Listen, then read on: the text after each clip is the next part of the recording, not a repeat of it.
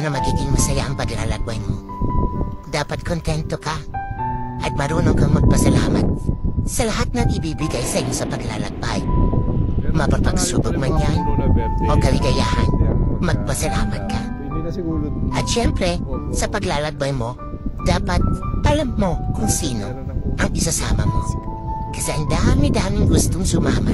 Pero ang iba dyan, gusto lang talagang sumama para makita kang bumagsak at matumba habang ikaw ay naglalakbay.